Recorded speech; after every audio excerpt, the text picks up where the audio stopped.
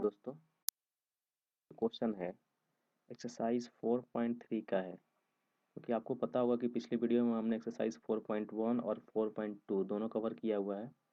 सो ये question number first जो है एक्सरसाइज 4.3 का है। ये प्रश्न बोल क्या रहा है, दो चरों वाले निम्नलिखित रैखिक समीकरणों में से प्रत्येक का आलेख खींचिए, है ना। ये दो चर वाला रैखिक समीकरण है, मैंने बताया था।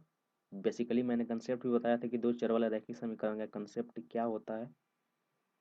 आज हम उसी कंसेप्ट के आधार पर आलेख खींचने का प्रयास करेंगे। तो जो पहला क्वेश्चन है, मैं इसमें से सारे क्वेश्चन आपको नहीं बताऊंगा, मैं एक या दो क्वेश्चन में आपको सॉल्व करके दिखाऊंगा और बाकी आप खुद करेंगे, है ना। सो जो पहला क्वेश्चन है, इस क्वेश्चन को हम सॉल्व करते हैं। पहला क्वेश्चन है x प्लस वाई बराबर 4। ओके दोस्तों, ये x प्लस वाई बराबर 4 यानी x कोई मान है और y भी कोई मान है, जिसको सम करने पे, जोड़ने पे कितना आना चाहिए, 4 आना चाहिए। मैंने ये आपको बताया था कि ये चर है x और y चर है, इसका मान हमेशा बदल सकता है। मतलब क्या है कि इसका मान निश्चित नहीं होता है। अब जरा यहाँ देखिए, ये x के जगह पे अगर आप 6 और y के जगह पे -2 लेते हैं आप, तो भी 4 ही आएगा। 4 आएगा ना, कोई डाउट तो नहीं है। x के जगह पर 2, y के जगह पर 2 लेते हैं तो भी 4 ही आएगा। x के जगह पे 3, y के जगह पे 1 लेते हैं तो भी 4 ही आएगा। कहने का तात्पर्य है कि x और y अचर पद है, क्योंकि इसका मान निश्चित नहीं होता है। तो चलिए अब हम बढ़ते हैं इस प्रश्न की तरफ, इस प्रश्न के समाधान की तरफ। यहाँ आप देख रहे हैं कि x प्लस वाई बराबर 4 दिया हुआ है। तो हम सबसे पहले करेंगे क्या, x या y को बायां तरफ कर लेंगे और बाकी सबको एक तरफ भेज देंगे। चलिए यहाँ x ही मुझे आसान दिख रहा है, मैंने x को ही लेफ्ट साइड लिया। और समीकरण आपको पहले ही बताया था, जब ये y राइट साइड में जाएगा तो प्लस में है तो कहाँ चला जाएगा, हाँ बिल्कुल माइनस में जाएगा। तो ये होगा 4 माइनस वाई। ओके दोस्तों, अब ये हमारा एक सिंपल समीकरण बनकर तैयार हुआ। अब हम क्या करेंगे, एक बॉक्स बनाएंगे, है ना। एक बॉक्स बनाएंगे हम, जिसमें हम x और y के मान को रख सके। इस बॉक्स में आप मिनिमम 2 या उससे ज़्यादा स्पेस छोड़ सकते हैं x और y के मान को लिखने के लिए। चलिए मैंने यहाँ x का मान लिखेंगे, यहाँ y का मान लिखेंगे ना। इसमें दो, चलिए मैंने 3 लिया है ना। मैं 3 मान ज्ञात करूंगा x और y का, और तीनों हम यहाँ क्या करेंगे, पुट करेंगे। अब हमें किसी न किसी एक को मानना होगा। हमें देखिए, हमें यहाँ क्या है ना, आप यहाँ से मान ले, आसान होगा, है ना। आप अब यहाँ हम मानते हैं कि y का कोई मान मान लेते हैं, कुछ भी आप सोच लीजिए। आपने 2 सोचा, मन की बात है, मैं समझता हूँ, है ना। चलिए y बराबर 2 माना हमने, हमने क्या किया, इसको माना y बराबर 2। आप कुछ भी मान सकते हैं, जो आपकी इच्छा है ना। तो यहाँ x बराबर क्या हो जाएगा, समीकरण से x बराबर होगा 4 माइनस 2। देन x का मान हो निकल के आएगा 2। आपने जब यहाँ y बराबर 2 लिया तो x का मान कितना निकल के आया, 2 निकल के आया। ओके बच्चों, चलिए अगले स्टेप में हम y का मान कुछ और मान लेते हैं। क्या माने, 1 माने, अच्छा, है ना। y का मान 1, तो y का मान 1 मानेंगे तो x का मान जो होगा वो होगा 4 माइनस वाई है, तो y की जगह पर 1, तो x का मान होगा 4 में से 1 गया तो 3। यहाँ आपने देखा कि y जैसे ही हमने 1 माना, x का मान कितना निकल के आया, 3 निकल के आया। y को हमने 1 माना तो x का मान निकल के आया 3। ओके दोस्तों, अगले स्टेप में भी कुछ फिर मानेंगे हम y के मान को, है ना। क्या माने, अच्छा 3 माने। देखिए मैं आपके मन की बातें समझता हूँ। मैं मोदी जी का बहुत बड़ा फैन हूँ। लेकिन अंतर यही है कि वो मन की बातें करते हैं, मैं समझता भी हूँ। Just joking. चलिए बढ़ते हैं अगले स्टेप में अपने। तो y बराबर 3 मानने पे ये आएगा x बराबर 4 माइनस वाई का मान हमने 3 लिया है, 3। Then x equal to, when we subtract 4 minus 3 we get 1। Okay, हमने यहाँ y का मान 3 लिया तो x का मान प्राप्त हुआ 1। आई होप कि यहाँ कोई डाउट नहीं होगा। अब इसी मान के आधार पे हम क्या करेंगे, एक आलेख खींचेंगे, है ना। ग्राफ कॉपी पे एक आलेख खींचेंगे। चलिए मैंने आपके लिए ग्राफ कॉपी भी रख रखा है, तो सीधे सीधे चलते हैं हम अपने ग्राफ कॉपी पे, है ना, जहाँ हमारा ग्राफ कॉपी है। सो दोस्तों हम आ चुके हैं अपने ग्राफ कॉपी पे, है ना। यहाँ हम देख रहे हैं, यहाँ हमने वहाँ से जो मान हमने निकाला था वो ला के मैंने यहाँ रख दिया, है ना। एक्स का मान और वाई का मान जो हमने निकाला था वो यहाँ रख दिया। अब ये ग्राफ कॉपी है, इसके बीचों बीच मैंने दो लाइन खींचा, है ना। इस दो लाइन में जो ये वाला होता है ऊपर से नीचे, है ना, इसको बोलते हैं हम वाई, ठीक है। और ये वाई एक्सिस, मतलब वाई एक्सिस होता है, ये यहाँ से ऊपर पॉजिटिव होता है और यहाँ से नीचे नेगेटिव होता है। उसी प्रकार ये एक्स होता है, ये ये एक्स और ये एक्स एक्सिस, ओके। ये वाई वाई एक्सिस। कहने का तात्पर्य है कि यहाँ जो भी एक्सिस दिखाई देगा आप समझ लीजिए ये निगेटिव में है। यहाँ से आप जाएंगे लेफ्ट निगेटिव में, यहाँ से नीचे आएंगे आप निगेटिव में, और ये दोनों क्या होगा, पॉजिटिव में होगा। अब हम यहाँ देख रहे हैं सबसे हाईएस्ट मान क्या है, 3 दिख रहा है हमको ना। तो मैं यहाँ से देखिए, यहाँ एक ग्राफ कॉपी में आपको दिखाई दे रहा है 1 स्टेप, 2 स्टेप और 3 स्टेप, तो काफ़ी कंजेस्टेड हो जाएगा, आपको स्पष्ट दिखाई नहीं देगा, है ना। तो क्या मैं यहाँ इस दोनों को मिला करके 1 यूनिट ले सकता हूँ, बिल्कुल, है ना, क्योंकि हमारे पास पर्याप्त स्पेस है। तो यहाँ से यहाँ तक 1 यूनिट, यूनिट इक्वल होना चाहिए, फिर यहाँ से यहाँ तक होगा दूसरा यूनिट, और यहाँ से यहाँ तक होगा तीसरा यूनिट। ओके दोस्तों, सो ये प्लस में है, मैंने पहले ही बताया है, ये होगा 1 यूनिट, ये +2, है ना, और ये होगा 3। उसी प्रकार ऊपर जाते हैं हम, 1 यूनिट, यहाँ 2 यूनिट और यहाँ 3 यूनिट। ओके दोस्तों, तो इसको भी आप फिल करेंगे 1 2 3। उसी प्रकार आप सबको फिल करेंगे। हमने सबको फिल कर दिया। यहाँ आप देख रहे हैं कि मैंने यहाँ माइनस लगाया है, -1 -2, सॉरी मैंने यहाँ थोड़ी सी मिस्टेक कर दी है नीचे की तरफ, है ना। इसको मैं फिर से सही कर देता हूँ। सो यहाँ हमने सही तरीके से मैनेज कर दिया। ये जो होता है हमारा जीरो होता है, जहाँ दोनों एक्स और वाई आके मिलता है, इसको ये सेंटर जो होता है ये जीरो होता है। तो आप यहाँ देख रहे हैं एक्स का 2 और वाई का भी 2। तो एक्स का 2 आपको दिखाई दे रहा है ये, और वाई का 2 ये। तो ये जब ऐसे आगे बढ़ेगा, है ना, ये जब ऐसे आगे बढ़ेगा तो यहाँ आके मिलेगा। यहाँ से देखिए नीचे से जा रहा है एक्स का 2 और इधर से आ रहा है वाई का 2, यानी ये जो बिंदु है ये है एक्स का 2 और वाई का भी 2। आपको बताया था मैंने पहले, एक्स की जो वैल्यू होती है वो लिखते हैं, देन हम वाई का लिखते हैं, तो हम इसको 2 और 2 ऐसे करके डिनोट कर दिए। आगे बढ़ते हैं हम, यहाँ देख रहे हैं हम एक्स का 3 और वाई का 1। एक्स का 3 ये रहा हमारा, है ना, और वाई का 1 यहाँ, ठीक है। यहाँ रहा एक्स का एक, सॉरी एक्स का 3 यहाँ जा रहा है देखिए नीचे से, और वाई का 1 यूनिट यहाँ से चल रहा है। तो ये है एक्स का 3 और वाई का 1। ओके दोस्तों, एक स्टेप और है, वाई का, एक्स का 1 और वाई का 3, एक्स का 1 और वाई का 3, ये रहा एक्स का 1 और वाई का 3।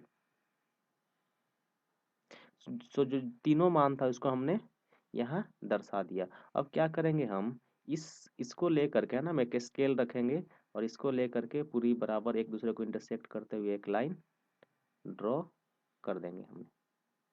तो ये रहा हमारा आंसर। ओके दोस्तों, आई होप कि ये समझ में आ गया होगा। उसी प्रकार अन्य क्वेश्चन आप कर लेंगे। तो चलिए बढ़ते हैं अगले प्रश्न की तरफ।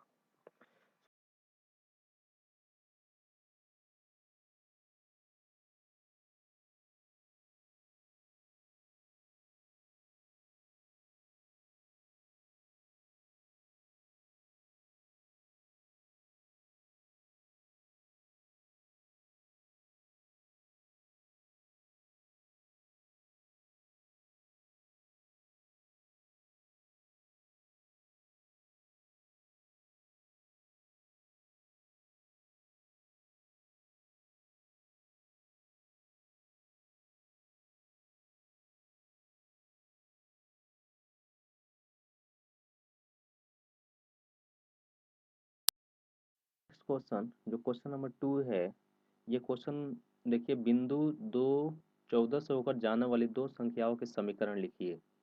सबसे पहले तो हमें समीकरण लिखना है ना। इस प्रकार की और कितनी रेखाएं हो सकती है और क्यों। आप यहाँ देख रहे हैं 2 और 14। मैंने पहले ही बताया है कि जो फर्स्ट वाला वैल्यू होता है, फर्स्ट वाला जो मान होता है वो x का होता है और सेकेंड वाला y का होता है। तो क्या आप यहाँ देख रहे हैं 2 और 14 अगर जोड़ते हैं हम तो 2 और 14 16 प्राप्त होता है, जहाँ हम क्या जोड़ रहे हैं x और y को जोड़ रहे हैं, बिकॉज x जो है वो 2 है और y जो है वो 14 है। तो जब हम x अब प्लस y को जोड़ेंगे तो हमें कितना प्राप्त होगा? 14 प्लस 2 16 प्राप्त होगा, है ना। पहला समीकरण तो हमारा यही बन गया, है ना। दूसरा समीकरण हम घटा के बना लेते हैं। ऐसे बहुत सारे समीकरण हम बना सकते हैं। दूसरा समीकरण हम क्या कर रहे हैं, घटा के बना लेते हैं। तो यहाँ x और माइनस वाई, है ना। जब यहाँ आप x में से y घटाएंगे, यानी आपको करना क्या है, 2 में से घटाना है 14। ओके, सो जो आप x में से y घटाएंगे तो आपको प्राप्त होगा -12। ये दूसरा समीकरण भी हमने बना लिया, है ना। इस तरह से आप बहुत सारे समीकरण बना सकते हैं। इस प्रकार की और कितनी रेखाएं हो सकती हैं? तो एक रेखा तो इससे हो जाएगी ना, और दूसरी रेखा इससे भी हो जाएगी। इस तरह से अनंत तक, है ना, बहुत सारी, है ना। इस तरह से बहुत सारी रेखाएं, अनंत रेखाएं हो सकती है ना, क्योंकि आप वैल्यू कुछ भी रख सकते हैं, अ, है ना, कुछ भी वैल्यू रख सकते हैं और आगे बढ़ सकते हैं, है ना। आई होप ये समझ में आ गया होगा आपको। बड़ा इजी से क्वेश्चन था। बढ़ते हैं नेक्स्ट, अगला जो प्रश्न है उसके तरफ बढ़ते हैं और देखते हैं क्या है प्रश्न। तो जो अगला प्रश्न है, प्रश्न संख्या 3, यदि बिंदु 3, 4 समीकरण 3y equal to a x plus 7 के आलेख पर स्थित है तो a का मान ज्ञात कीजिए। यहाँ आपको पता है कि ये जो है ये x का मान है और ये y का मान है, ये आपको पहले से ही पता है। तो हमारे पास जो समीकरण दिया हुआ है वो समीकरण है 3y बराबर ए एक्स प्लस 7, है ना। तो ये मान तो फैक्ट है ना, ये मान तो बिल्कुल फैक्ट है इस समीकरण के, क्योंकि इसमें क्वेश्चन में दे रखा है। तो ए का मान जो है वो दिया है 3, सॉरी एक्स का मान जो है वो दिया है 3 और वाई का मान जो है वो 4 दिया है। तो क्या हम x इक्वल टू 3 और y इक्वल टू 4 इस समीकरण पर रख लेते हैं, है ना। समीकरण में रखने पर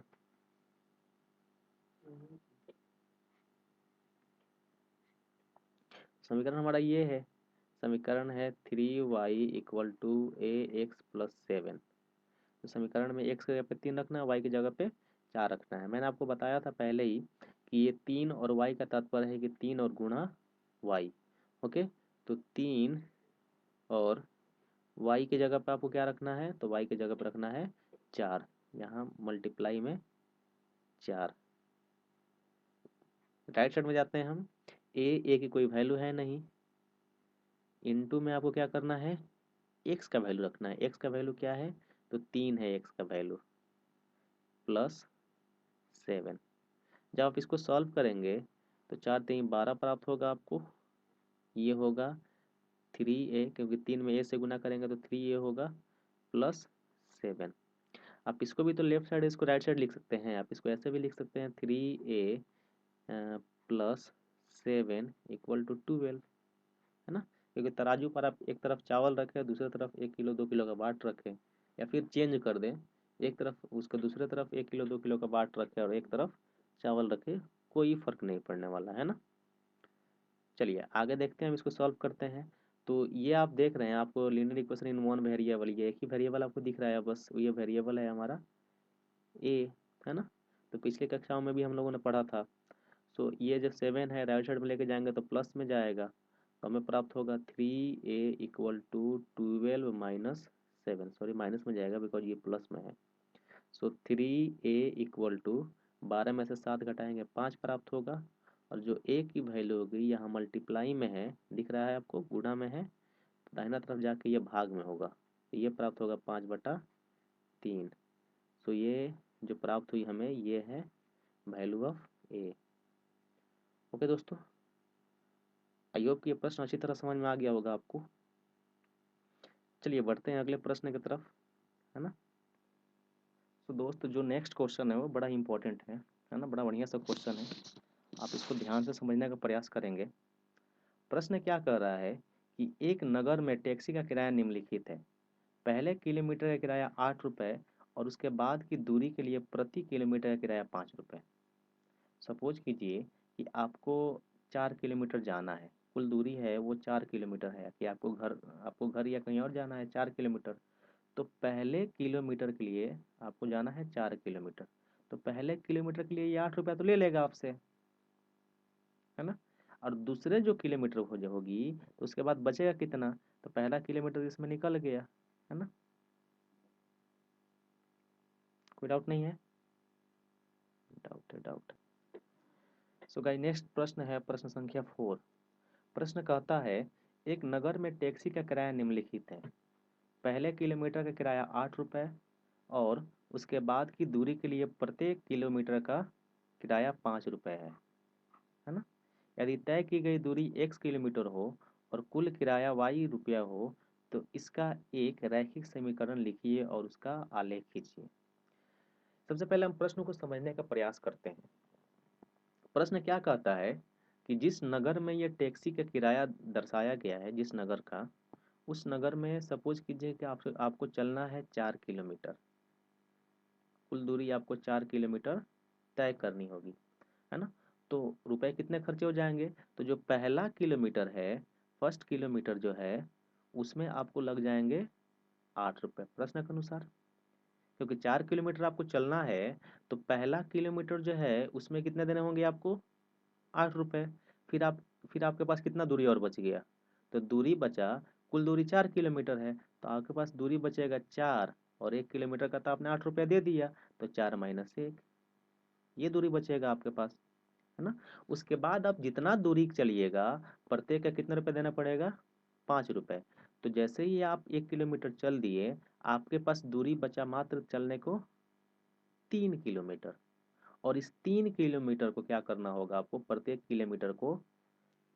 किलोमीटर के हिसाब से 5 रुपया देना पड़ेगा।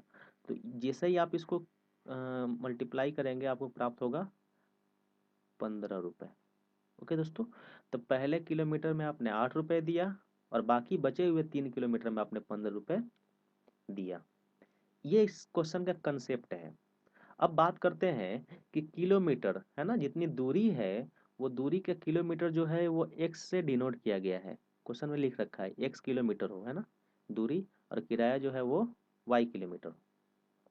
दूरी x किलोमीटर हो तो जब x किलोमीटर दूरी है, यहाँ देख रहे हैं आप, है ना, तो पहला किलोमीटर का जो किराया होगा, पहला किलोमीटर का, फर्स्ट किलोमीटर का जो किराया होगा वो कितना हो जाएगा दोस्त, वो हो जाएगा 8 रुपया।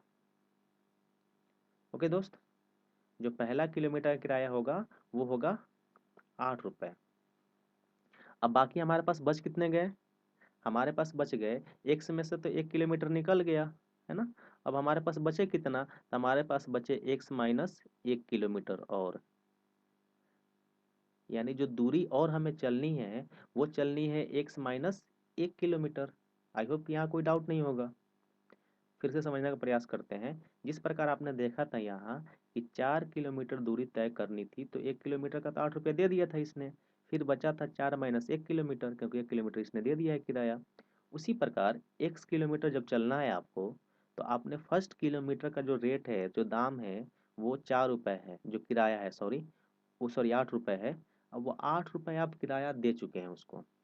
फिर आपके पास 8 रुपये किराया फर्स्ट किलोमीटर का देंगे, और फिर आपके पास दूरी कितनी बच जाएगी, तो कुल दूरी है x किलोमीटर और 1 किलोमीटर का किराया आपने अलग कर रखा है। दूरी जो होगी वो x - 1 होगी, यानी x किलोमीटर में से 1 किलोमीटर कम।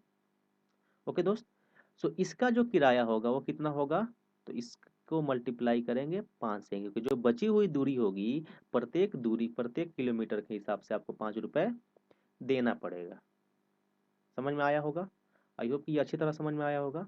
सो इससे हमारा इक्वेशन क्या बनेगा कि कुल किराया, तो जो कुल किराया है वो y रुपये है, तो y रुपये जो बराबर होगा वो होगा ये 8, और देखिए ये 8 1 रुपये है, 1 किलोमीटर का जो है ये दूरी, इसमें प्लस ही तो करेंगे ना, 1 किलोमीटर का जो किराया वो प्लस करेंगे किस में, तो ये प्लस करेंगे हम 5 गुना x माइनस 1 में, क्योंकि ये 1 किलोमीटर का है और ये बाकी बचे हुए किलोमीटर का है। तो कुल किराया जो होगा वो होगा 8 रुपये प्लस 5 गुना कुल दूरी का 1 किलोमीटर कम। तो ये बन के आया हमारा इक्वेशन, है ना। अब इस इक्वेशन को सॉल्व करके हमें क्या करना है, आलेख खींचना है ना। तो चलिए इस क्वेश्चन को हम सॉल्व करते हैं सबसे पहले, ठीक है। ओके दोस्त, तो जब हम इसको सॉल्व करेंगे सो ये होगा y बराबर ये 8 प्लस ये 5 डिस्ट्रीब्यूट हो रहा है पता है आपको ना, तब 5 में 1 से भी गुना करना है और 5 में -1 से भी गुना करना है। तो 5 में 1 से गुना करेंगे तो 5x प्राप्त होगा, और ये प्लस और माइनस माइनस, फिर 5 में -1 से गुना करेंगे, सॉरी ये प्राप्त होगा -5। ओके दोस्त, तो यहाँ देख रहे हैं आप दोनों समान है ना। तो 8 में से 5 गया 3, तो y बराबर होगा 5x प्लस 3। आई होप कि यहाँ बिल्कुल भी डाउट नहीं होगी आपको। चलिए अब इस प्रश्न को हम आलेख खींचेंगे। ओके, आलेख खींचने से पहले आपको पता है कि एक्स वाई का मिनिमम 2 वैल्यू तो हमें निकालना ही होगा, है ना। तो 2 वैल्यू के लिए हमने ये स्थान बनाया जहाँ दोनों वैल्यू को हम लिखेंगे मिनिमम, है ना। पहले में एक्स और दूसरे में वाई। तो हमारे पास स्पेस भी नहीं है, तो ये समझ में आ गया होगा आपको, तो मैं इसको क्लियर कर दूं, है ना। तो बिल्कुल पिछले प्रश्न की तरह ही हम यहाँ x का मान कुछ भी सपोज करेंगे तो y का मान निकल के आ जाएगा। चलिए हमने x का मान 1 माना, अपने हिसाब से कुछ भी मान सकते हैं, माना x बराबर 1, देन y की जो वैल्यू होगी वो होगी 5। x के जगह पे क्या रखा है आपने, 1 रखा है, 5 गुणे 1 प्लस 3। सो y की वैल्यू होगी 5 एकम 5 और 3 8, यानी x के जगह पे आपने 1 रखा तो y की वैल्यू निकल के आया 8। दूसरा में हम x के जगह पे 0 रखते हैं, है ना। x के जगह पे हम 0 रखते हैं। सो जो y की वैल्यू होगी वो होगी y बराबर 5 गुणे 0 प्लस 3। तो जो y की वैल्यू होगी वो होगी 5 में 0 से गुना करेंगे 0 प्लस 3 इक्वल टू 3। ओके दोस्त, यहाँ कोई भी डाउट नहीं होगा आपको। अब इसी जो हमारे पास जो डाटा उपस्थित है इसी डाटा के अनुसार हम क्या करेंगे, आलेख खींचते हैं। ओके, तो चलते हैं ग्राफ कॉपी पे अपने। सो दोस्तों ये रहा हमारे सामने जो ग्राफ है ना, ये ग्राफ आपको दिख रहा है। इस ग्राफ में x की जगह पे y और y का मान 0, ये 0 होता है, ये दोनों के लिए कॉमन, x के लिए भी और y के लिए भी। सो x का 1 और y का 8, x का 1 ये है और y का 8 जा रहा है, ये 7 और ये 8। ओके दोस्त, तो x का 1 और y का 8 यहाँ जाएगा, x का 1 y का 8। नेक्स्ट x का 0 y का 3, x का 0 और y का 3 ये यहाँ जाएगा, x का 0 और y का 3। आई होप कि इसमें कोई डाउट नहीं होगा आपको, है ना। अब हम क्या करेंगे, सीधे लाइन ड्रॉ कर लेंगे, है ना। x और y को लेते हुए सीधे हम क्या करेंगे, एक लाइन ड्रॉ कर लेंगे, जो भी वैल्यू होगी इस वैल्यू से जो लाइन ड्रॉ करेंगे यहाँ से होते हुए जाएगी, बिकॉज यहीं से थी ये लाइन, है ना। सो ये हो गई हमारी लाइन थी वो। स्केल रख के आप यहाँ से ड्रॉ कर लेंगे, है ना। यहाँ एक बिंदु पे स्केल रखेंगे, दूसरा इस बिंदु पे स्केल रखेंगे, दोनों को पढ़ कैसे ड्रॉ कर लेंगे आप। आई होप कि ये प्रश्न भी आपको समझ में आ गया होगा। चलिए बढ़ते हैं अगले प्रश्न की तरफ। तो दोस्त जो नेक्स्ट क्वेश्चन है, निम्नलिखित आलेखों में से प्रत्येक आलेख के लिए दिए गए विकल्पों में से सही समीकरण का चयन कीजिए। पहले हमें एक समीकरण दिया हुआ था और उसका आलेख खींचना था। अभी एक आलेख खींचा हुआ है, कुछ समीकरण दिए हुए हैं और पूछ रहा है कि इस आलेख, ये जो आलेख खींचा हुआ है ये आलेख इसमें से किस समीकरण का है। ओके, तो मैंने यहाँ आसान से समझने के लिए मैंने x और y की वैल्यू यहाँ लिख दी है। आपको पता है कि पहली जो वैल्यू होती है एक्स की होती है, दूसरी वाई की, इसलिए मैंने एक्स के जगह पर -1 वाई की जगह पर 1 लिखा है। यहाँ भी एक्स की वैल्यू 0, वाई की 0, यहाँ एक्स का 1 और वाई का -1। आपको मैंने एक तरीका बताया था, आप इसमें से किसी भी वैल्यू को ले, इस वैल्यू को ले, इस वैल्यू को ले या इस वैल्यू को ले, है ना। तो अगर जो आप x प्लस वाई यानी दोनों वैल्यू को जोड़ते हैं, x प्लस वाई दोनों वैल्यू को आप जोड़ते हैं तो प्राप्त होगा -1 प्लस 1। ओके दोस्त, तो x प्लस वाई की जो वैल्यू होगी वो प्राप्त होगी 0। तो बिल्कुल ऐसा ही आप आंसर देख रहे हैं यहाँ, है ना। चलिए मैं सोचता हूँ कहीं इसके अलावा दूसरा कोई भी ऑप्शन हो सकता है ना। यहाँ तो आपको आंसर स्पष्ट दिखाई दे रहा है कि x plus y equal to 0। So ये जो है ये करेक्ट है इसका आंसर, यानी इसी का समीकरण जो है, इसी का जो आलेख है वो ये जो दिया हुआ है वो है। पर हम क्या करते हैं, यहाँ एक्स की वैल्यू हम निकालते हैं तो एक्स जो है वाई जो है राइट साइड में जाके -1 होगा, है ना। तो यहाँ देख रहे हैं फर्स्ट वाले ऑप्शन में एक्स बराबर वाई है, बट यहाँ एक्स बराबर क्या है, -वाई है। तो जो पूर्ण रूप से ये जो सही करेक्ट आंसर होगा वो होगा आंसर 2। आई होप कि इसमें कोई डाउट नहीं होगा आपको। चलिए बढ़ते हैं अगले प्रश्न की तरफ। और अगला प्रश्न भी निम्नलिखित आलेख में से प्रत्येक के लिए दिए गए विकल्पों को सही समीकरण का चयन कीजिए। बिल्कुल वैसे ही प्रश्न है जैसे पिछले प्रश्न को हमने सॉल्व किया था। ये प्रश्न आप खुद करेंगे, है ना, डू बाई योर सेल्फ, है ना। जो भी मेरे पास ऑफलाइन पढ़ने वाले बच्चे होंगे, बच्चे हैं, क्लास आने के बाद मैं सबसे चेक करूंगा, ये सारे प्रश्नों का हल चेक करूंगा मैं उनसे। जो ऑफलाइन नहीं पढ़ते हैं मेरे पास वो बच्चे इसको सॉल्व करके और फोटो लेकर कमेंट सेक्शन में मेंशन कर सकते हैं।